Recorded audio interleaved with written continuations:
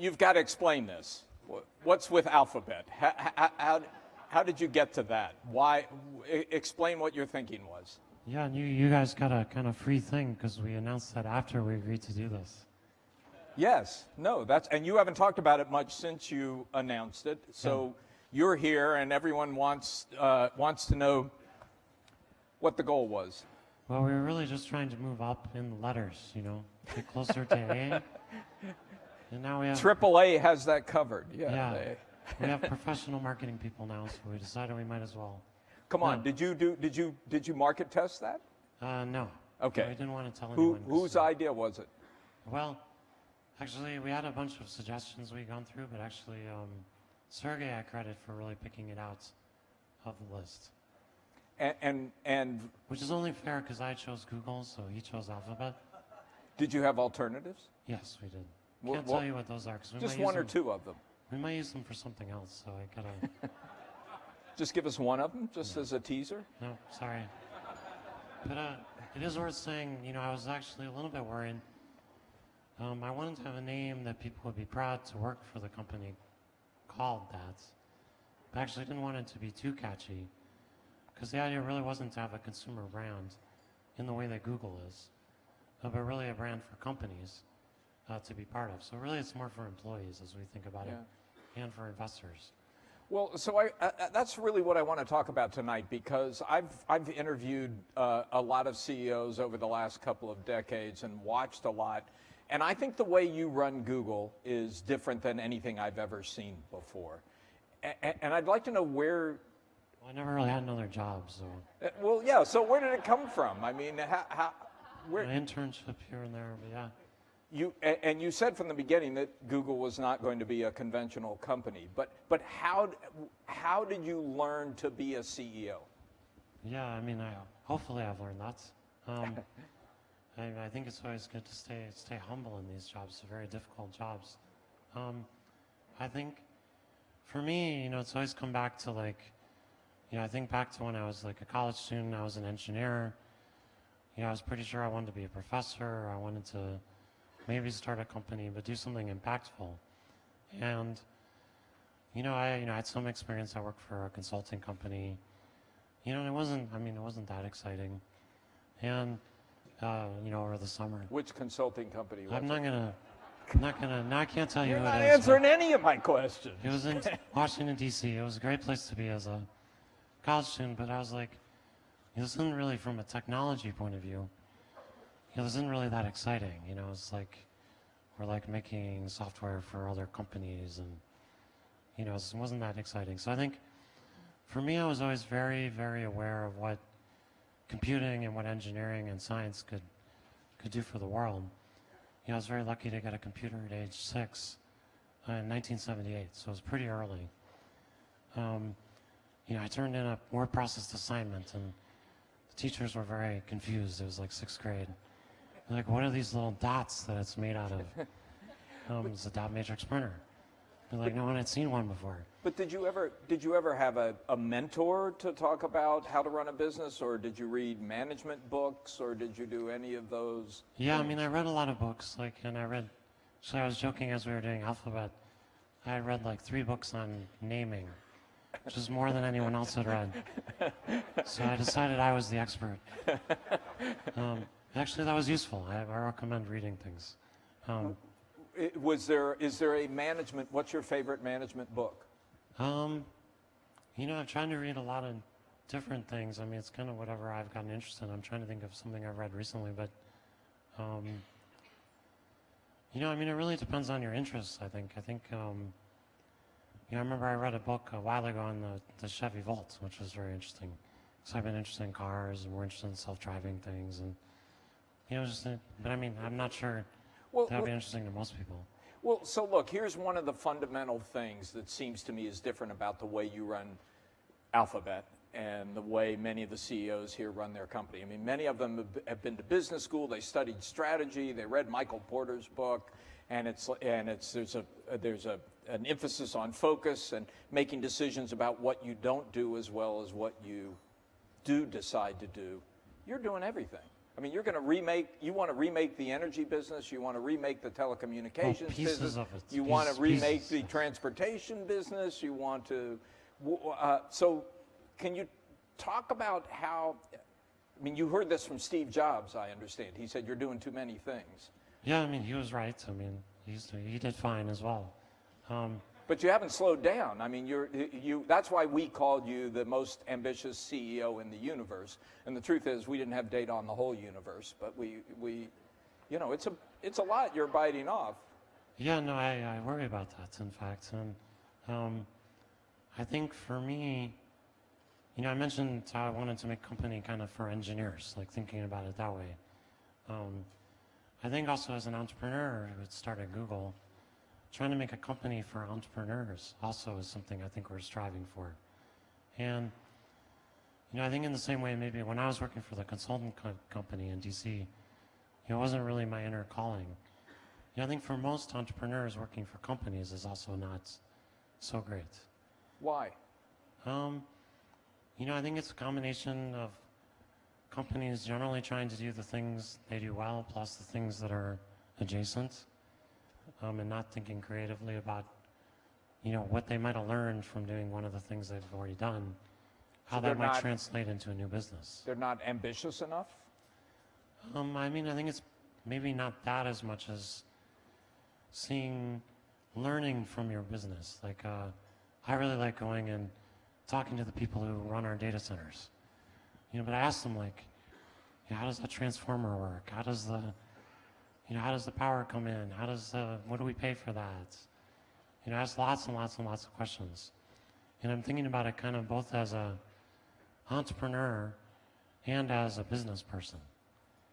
And I'm thinking, what are those opportunities? So I think in any big business, you know, any of the people here, there's so many little things, you know, that seem like a little annoyance. Like, I remember we're having a problem getting transformers. You know, take them a year for a transformer to show up. You know, that's a problem, but it's also an opportunity. Why does it take a year? You know, why does it get shipped on a train car and then a special truck? And then it, you know, takes a long time to arrive. Is that really the right solution? You know, it makes you wonder. So how do you decide which of these problems / opportunities to take on? I mean, we were having dinner with Craig Venter. He's focused on extending people's lives. You're doing the same thing. Yeah, well, I love talking to Craig about it. Yeah. So you're going to be in the car business. Well, and we're making self-driving cars. You're putting balloons up over a big part of the world to provide internet business. How do you make decisions? How do you decide which of these areas you're going to go into? Yeah, I think that's one of the most difficult things. I think some of it comes from experience, some of it comes from just judgment, the right people to judge. Some of it comes from having the right teams in place. A lot of times, many of these ideas, you know, you have this observation like, oh, you know, it sucks it took an hour, you know, a year to get the transformer. And then 10 years later, that might turn into a business because the right team showed up and the right piece of technology. You know, somebody might have invented something new. The right person who understands that might show up.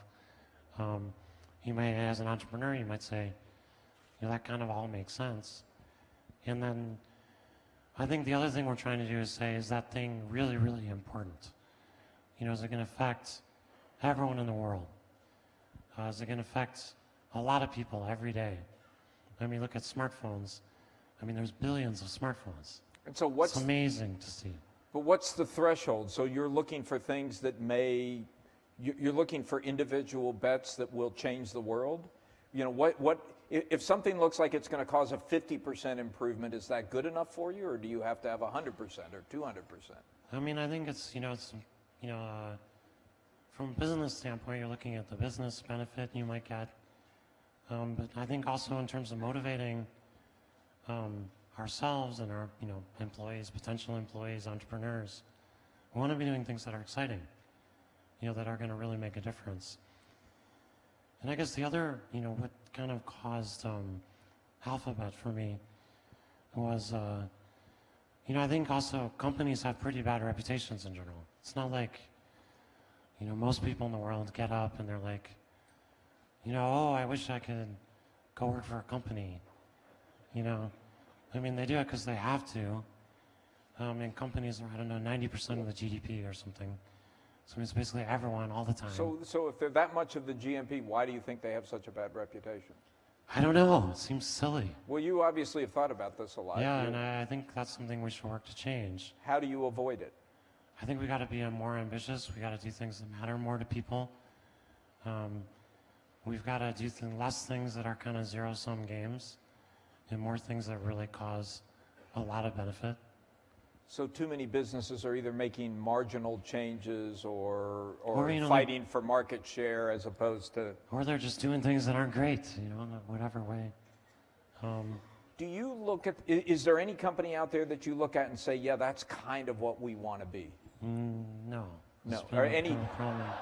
there you go. I mean, any CEOs out there that you look I mean, at? there's parts of things obviously we really respect and like, but I think in terms of doing, you know, at scale, doing the investment at scale that we're trying to do, you know, I wish I could just look at someone else and say, if only we did what they're doing.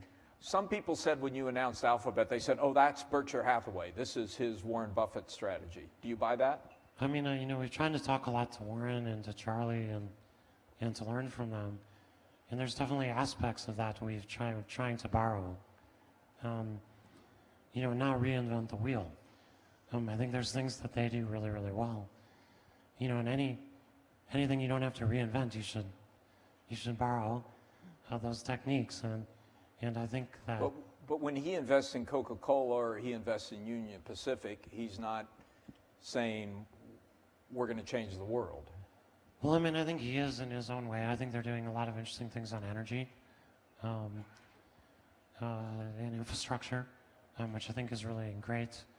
You know, I think there's probably a lack of leadership in a lot of those industries, and I think they're working to raise the level of that, which I think is really, really important. So, look, I don't spend that much time studying it, but I think we have a bent where we want to maybe use some of that independence that they've done a great job of, but also do it with a technology bent and science and engineering bent. Do you look at this portfolio like a kind of a venture capital portfolio that, you know, one of these is going to be really big and the other 6 are going to go under? Yeah, I mean, I think we're too early to really know. You know, I think a lot of the things we're doing, we have a lot of conviction about them working over time.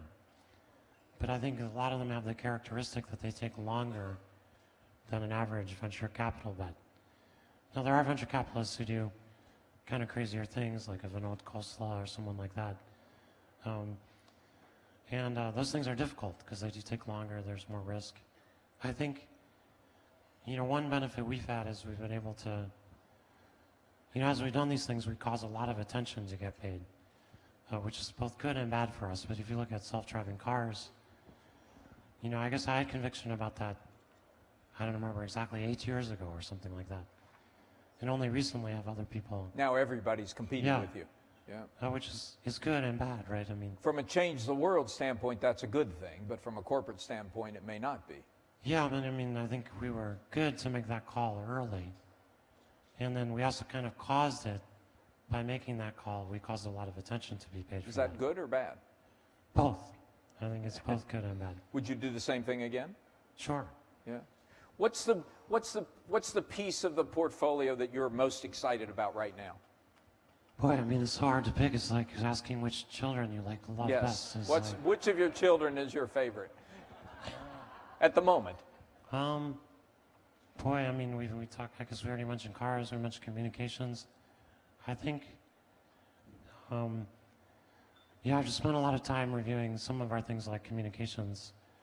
I think, you know, communications is a really exciting thing. I think, you know, there's very many places you go in the world you still don't have a cell signal.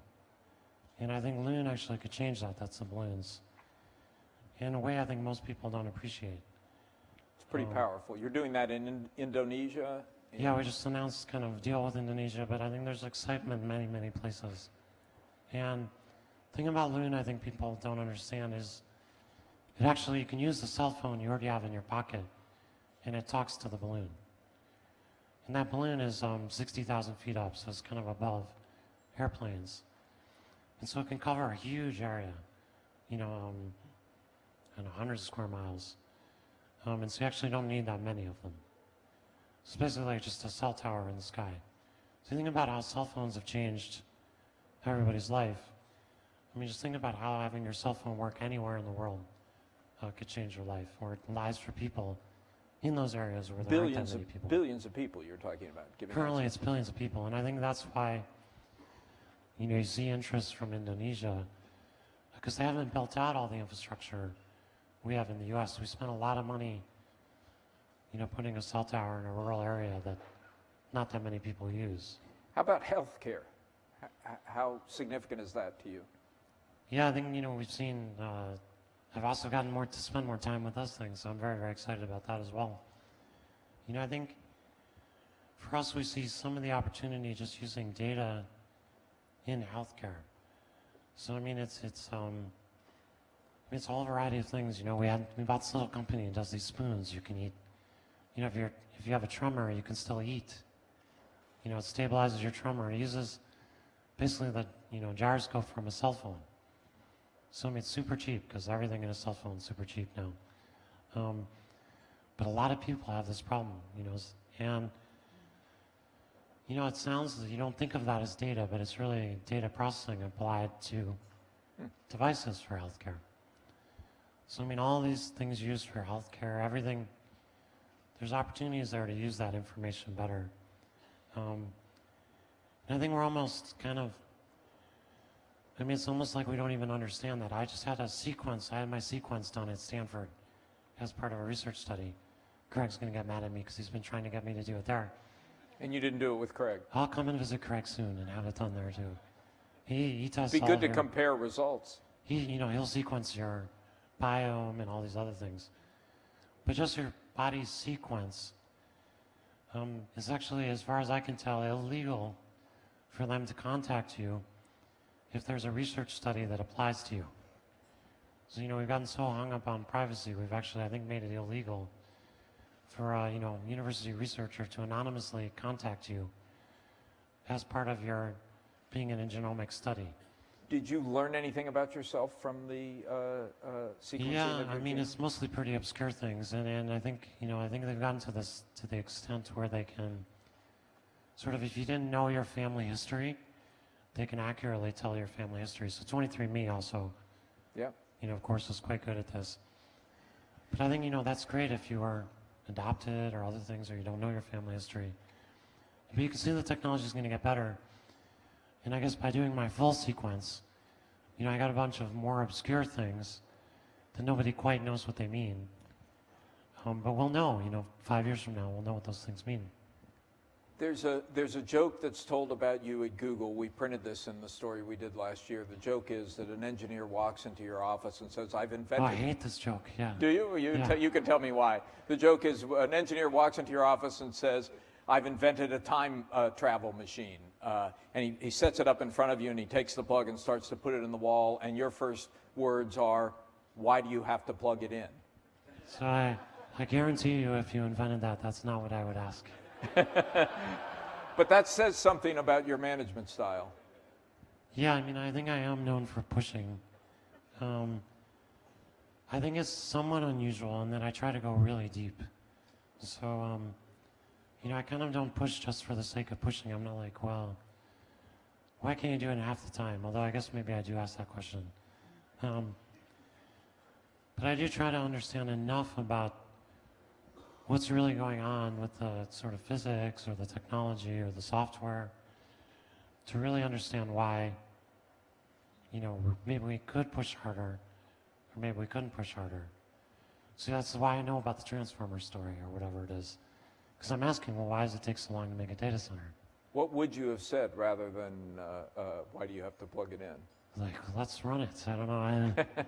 I mean, obviously a time machine would be pretty cool. Since this is the Fortune Global Forum and we have an international audience here, let's talk a little bit about Google and China, because I think it's pretty important. China is now by some measures, the largest economy in the world, and if it isn't now, it will be eventually. And Google sort of opted out, and now you're rethinking that. Yeah, I mean, we still, we've always had operations in China still. We have a big office there and stuff. Android is by far the most used operating system in China. So there's a lot of business that we do with China, and obviously we'd like to do more. I mean, I think, there's been a number of comments about that recently. Yeah, so how do you think about that? Well, I also now I've also delegated this question to Sundar. So you don't think about it? I mean, I do help him think about it, but I don't have to answer this question. Well, yeah. So, okay, good. How do you tell us how you, particularly with this new alphabet structure, how do you spend your time? How do you spend your day? How do you delegate your time across all these different projects? Yeah, I mean, it's been interesting. We announced Alphabet, and everyone's like, oh my gosh. But we didn't really tell anybody until we announced it. So, we spent a fair amount of time implementing it. So I think probably that's probably going to take, we're going to do segment reporting and things like that, starting with Q4 results. So I mean, there's a lot of stuff we're doing to make all those things work. But part of your goal here, if I understand, I read the founder's letter, part of your goal seems to be to create a company where you can get CEO quality people running your divisions, which means giving them a fair amount of latitude. Yeah, and we've actually been doing that for a while. We just kind of hadn't explained it to people clearly. So we had a lot of confusion. We'd have things like, why is Nest not running ads on thermostats? And we're like, well, Nest actually run pretty independently. That doesn't even really, that's not how we're running it. We didn't have a way to explain that to people. So I think partly this was just us representing reality. It was amazing. A lot of people's reaction in the company was like, oh my God, that was so obvious. Well, and so if you give the people running those divisions great latitude, what do? Describe the Larry Page job at Alphabet. Well, I think my job is to create that scale that we haven't quite seen from other companies. How we actually invest all the capital we have and so on. I think, we kind of see, I guess, Zerga and I would see part of our job is like kind of the Warren Buffett part, managing these disparate things well. I've been doing that in a pretty independent way. And then I think part of our job we see as creating new things. Creating new things or buying them at very early stages, like we did with Android. I think we bought it when it was 10 people. And that was something we were really excited about. So you'll keep going. You'll keep expanding the portfolio. Yeah, and I think, just looking at how we really invest the resources we have and continue to grow that. One last question. What do you want your legacy to be? What should your epitaph read? Yeah, I mean, I'm hopefully still pretty young and healthy and stuff. But for me, I think it's really, can we push the envelope of what's possible for an innovative company with large resource to really do things that matter and to really innovate. And for that, to be a significant thing, I guess that's what I'm excited about doing now. Yeah, that's fascinating. Larry Page, thank you so much for the conversation. Round of applause, please. Thanks very much.